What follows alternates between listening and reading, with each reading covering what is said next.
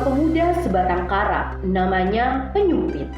Ia tinggal di sebuah rumah kecil peninggalan orang tuanya. Ketika masih hidup, ayah Penyumpit sering berhutang kepada kepala desa, namanya Pak Raja.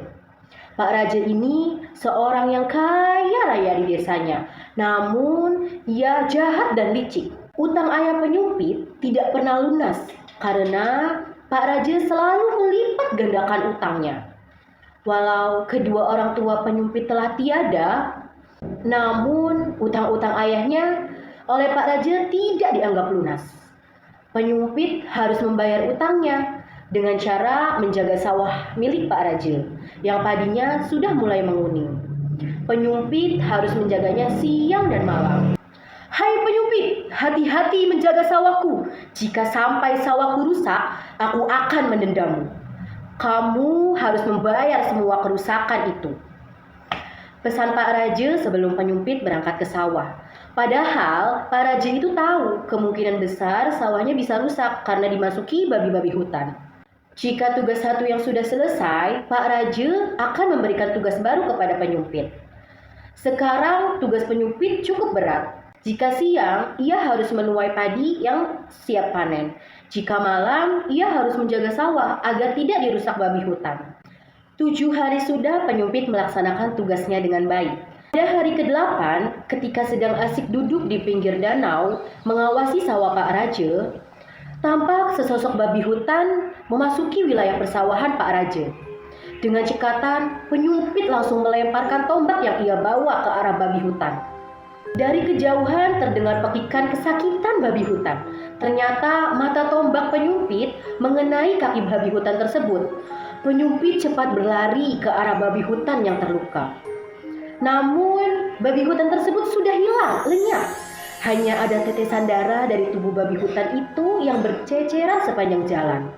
Penyumpit mengikuti jejak tetesan darah itu hingga masuk ke dalam hutan. Ia ingin mengetahui letak persembunyian para babi hutan tersebut. Makin lama, makin dalam ia memasuki hutan, hingga suatu ketika Penyumpit dikagetkan dengan berubahnya babi yang ia lukai menjadi seorang putri cantik. Ia pun terdiam beberapa saat, seolah tak percaya apa yang ia lihat. "Wahai putri yang cantik, kaukah babi hutan yang terluka itu?" tanya Penyumpit. "Benar, akulah yang menjelma menjadi seorang babi. Namaku Putri Malam," ucap gadis cantik itu sambil meringis kesakitan. "Maafkan aku putri, aku telah melukaimu. Mari aku bantu mengobati luka di kakimu," ucap Penyumpit menawarkan diri untuk membantu. Secara perlahan-lahan dan berhati-hati, Penyumpit membersihkan luka dan menghentikan darah yang mengalir dari kaki sang putri. Ia menggunakan tanaman sekitar yang berkhasiat untuk obat dan bisa menyembuhkan luka sang putri malam. Keesokan harinya, Putri Malam sudah bisa berjalan kembali. Sebagai tanda terima kasih, ia memberikan beberapa bungkus yang berisi kunyit, buah nyatoh, daun simpur, dan buah jerih kepada si Penyumpit. "Ingat ya, kamu baru boleh membuka bungkusan ini saat sudah tiba di rumah," pesan sang putri. Penyumpit akhirnya kembali ke rumah dan mematuhi pesan Putri Malam. Setibanya di rumah, ia segera membuka bungkusan tadi. Betapa terkejutnya ia. Ternyata bungkusan yang berisi rempah-rempah itu berubah menjadi emas, berlian, permata, dan intan. Si Penyumpit kini menjadi orang kaya. Kemudian ia pergi ke rumah Pak Raja untuk membayar semua utang-utang almarhum ayahnya. Selain itu, ia juga terbebas dari tindakan sewenang-wenang Pak Raja yang mempekerjakannya siang dan malam. Pak Raja tak habis pikir melihat Penyumpit dapat melunasi utang-utang almarhum ayahnya yang berjumlah sangat besar. "Dari mana kamu mendapatkan uang sebanyak ini? Jangan-jangan kamu telah mencuri ya?" "Aku tidak mau menerima uang haram itu," ucap Pak Raja. "Maaf Tuan, saya tidak pernah mencuri dari siapapun. Ini saya dapatkan dengan cara yang halal.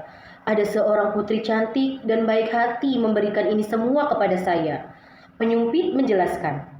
"Putri? Siapa? Putri?" Tanya Pak Raja penasaran. Diam-diam Pak Raja ingin meniru apa yang pernah dilakukan oleh penyumpit. Ia ingin menjaga sawahnya dan kemudian menombak babi hutan yang memasuki area sawahnya. Pak Raja mengikuti babi yang terluka dan masuk ke dalam hutan. Di dalam hutan, ia mengobati babi hutan yang terluka. Sesudah itu, dia akan mendapatkan harta yang berlimpah. Itu, Pak Raja melaksanakan keinginannya. Ia menjaga sawahnya, tapi karena tidak terbiasa menjaga malam, ia pun mengantuk dan tertidur pulas. Pada saat ia tertidur, puluhan babi hutan bertubuh besar menyerang bertubi-tubi. Ada yang menyeruduk, ada yang menginjak tubuh Pak Raja. Pak Raja mati mengenaskan dengan tubuh yang sobek-sobek di sana dan di sini. Keesokan harinya, berita kematian Pak Raja tersebar luas ke seluruh kampung. Putri tertua Pak Raja menyampaikan kepada penyumpit tentang kejadian itu. Penyumpit terkejut mendengar Pak Raja mati karena mengikuti jejaknya menombak babi hutan. Penyumpit pun datang ke rumah Pak Raja. Di sana, ia melihat tubuh Pak Raja yang sudah tidak utuh lagi. Meskipun Pak Raja selalu berbuat jahat pada penyumpit, penyumpit tak pernah dendam dengannya. Dengan niat baik, penyumpit berusaha menolong Pak Raja dengan mengucapkan doa dan mantra khusus untuk memohon kehidupan kembali pada Pak Raja kepada dewa. Ajaib, doa penyumpit akhirnya dikabulkan. Tubuh Pak Raja menyatu dengan sendirinya. Luka-luka Pak Raja pun sembuh dan ia hidup kembali. Pak Raja merasa malu kepada penyumpit karena ia selalu jahat kepadanya. Hai penyumpit yang baik budi, maafkan atas segala kesalahanku. Aku telah berbuat salah kepadamu dan keluargamu. Sebagai rasa terima kasihku kepadamu, kamu kunikahkan dengan anakku, ucap Pak Raja pada penyumpit. Beberapa hari kemudian, penyumpit menikah dengan anak perempuan Pak Raja. Sekarang, penyumpit menjadi orang kaya raya. Ia hidup bahagia dengan istrinya. Pak Raja pun menjadi orang yang baik hati dan tidak sombong.